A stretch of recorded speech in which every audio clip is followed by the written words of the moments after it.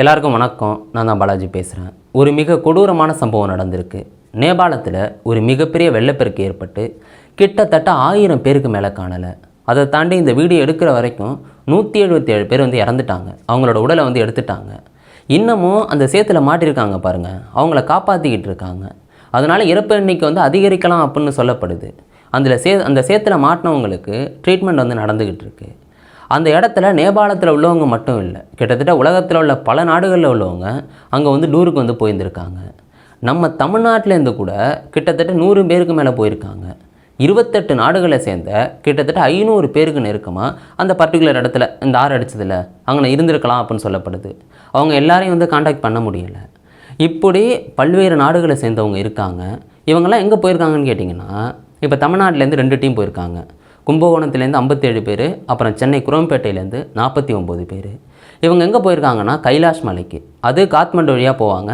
அது திபெத் பகுதியில் இருக்குது. அந்த கைலாஷ் மேலே அங்கே சிவன் இருக்கிறதா நம்பப்படுது. அப்புறம் பிரபஞ்சத்தோட மையமாகவும் கருதுகிறாங்க.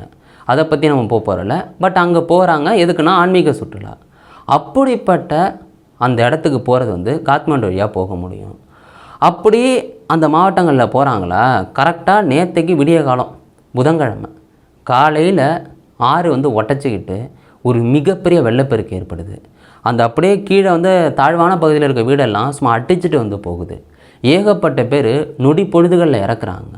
நினச்சி கூட பார்க்க முடியலை. நேற்றுக்கு காலையில் எடுக்கிற ஃபுட்டேஜ் எல்லாம் அப்புறம் சாயங்காலம் எல்லாம் ரிலீஸ் ஆகுது. நீங்களே அதெல்லாம் பார்த்துருந்துருப்பீங்க, எவ்வளோ கொடூரமான விஷயம்னு. அவ்வளோ பேர் நடந்து போயிருப்பாங்க. அப்படியே தண்ணி அடிச்சுட்டு போயிருந்துருக்கும். அங்கே கிட்டாச்செல்லாம் வேலை பார்த்துக்கிட்டு இருக்கோம், அங்கன்னு அடிச்சுட்டு போகும், எல்லோரும் இறப்பாங்க.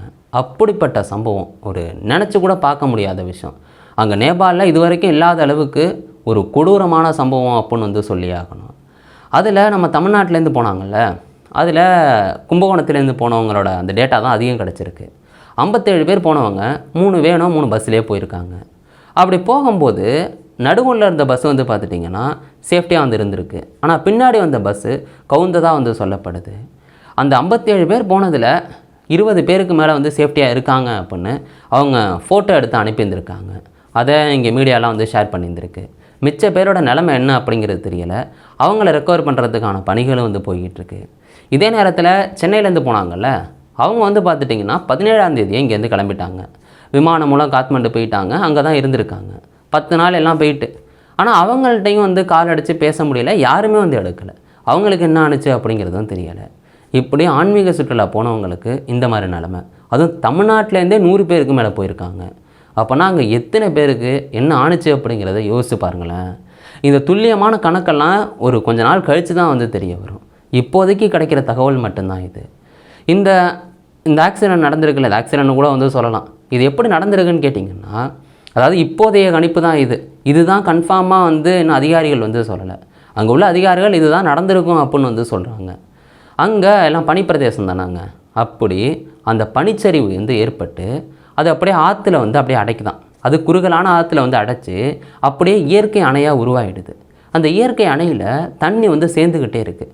ஏன்னா பனி அடைச்சிட்டு அப்படின்னா அங்கே தண்ணி சேர்ந்துக்கிட்டே இருக்குல்ல, இன்னொரு பக்கம் தண்ணி போகாது.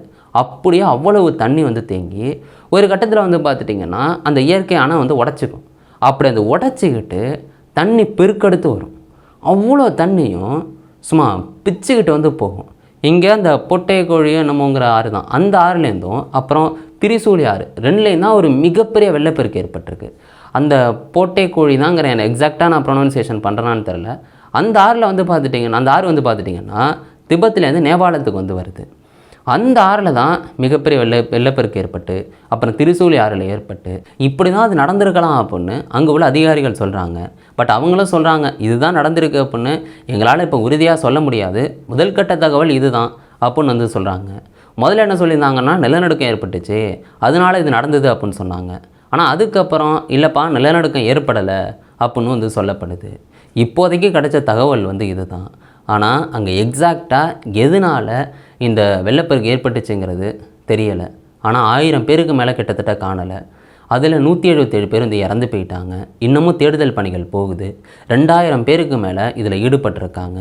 அப்புறம் தன்னார்வலர்கள் ஈடுபட்டு மக்களை காப்பாற்றிக்கிட்டு இருக்காங்க. சேத்துல ஏகப்பட்ட பேர் மாட்டி அவங்கள ரொம்ப கஷ்டப்பட்டு காப்பாற்றுறாங்க.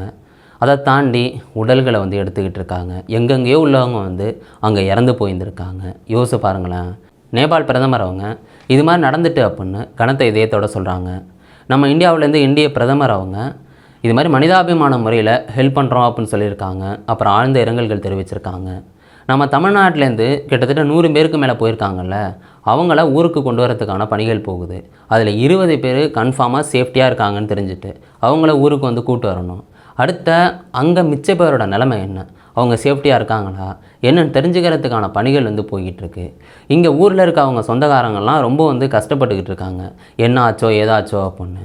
அதனால் இங்கே உள்ள மக்கள் வந்து அந்த ஆஃபீஸ் இருக்கும்ல, இப்போ 2 நிறுவனம் கூட்டு போயிருக்குன்னா அந்த ஆஃபீஸ் முன்னாடி போய் நின்று என்ன தகவல்னு தெரிஞ்சுக்கிறதுக்கு போய் கேட்டு தெரிஞ்சுக்கிட்டு இருக்காங்க. அதை தாண்டி வட்டாட்சியர் எந்தெந்த ஊர்லேருந்தோ போயிருக்காங்கல்ல, அந்த வட்டாட்சியருக்கு கிடைச்ச தகவலை அந்த குடும்பத்துக்கெல்லாம் வந்து தெரிவிக்கிறாங்க, உங்கள் குடும்பம் சேஃப்டியாக இருக்குது அப்படின்னு.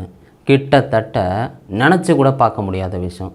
ஏன்னா இந்த கும்பகோணத்துலேருந்து போனாங்கல்ல, அவங்க ஆகஸ்ட் 23 தான் போனாங்க. இன்றைக்கி ஆகஸ்ட் 27. நேற்றுக்கே வந்து ஒரு கொடூரமான சம்பவம். அதாவது 4 நாளைக்கு முன்னாடி இங்கே ஊர்களை சுற்றிக்கிட்டு இருந்திருப்பாங்க. ஆனால் எங்கேயோ நேபாளத்தில் போய் அந்த வெள்ளப்பெருக்கில் போய் அடிப்படணும்னு ஒரு விதி இருந்திருக்கு அப்படின்னு தான் அதை சொல்லி ஆகணும். அப்புறம் 10 நாளைக்கு முன்னாடி போனவங்க, குரோம்பேட்டையிலேருந்து போனவங்க, அவங்களோட நிலைமை என்ன அப்படின்னே வந்து தெரியலை. இப்போ எல்லாமே தேடுதல் பணிகள் போய்கிட்டு இருக்கு. ஏன்னா பல்வேறு நாடுகளை சேர்ந்தவங்க அங்கே மாட்டிக்கிட்டு இருக்காங்க. அது மட்டும் இல்லாமல் நேபாளத்தில் இது புதுசு கிடையாதுங்க, அடிக்கடி நடந்துக்கிட்டு தான் இருக்குது. ஆனால் இப்போ நடந்ததுங்கிறது ஒரு மிகப்பெரிய லெவலில் உயிரை எடுத்த ஒரு சம்பவம்னு சொல்லி ஆகணும். ஏன்னா இப்போ வரைக்குமே 177 பேருங்கிறது, அதெல்லாம் யோசிச்சு பாருங்கள். 177 உயிர் எங்கெங்கே இருந்தோ போனவங்க இறந்து போயிருந்துருக்காங்க. இன்னமும் தேடுதல் பணிகள் போய்கிட்டு இருக்கு.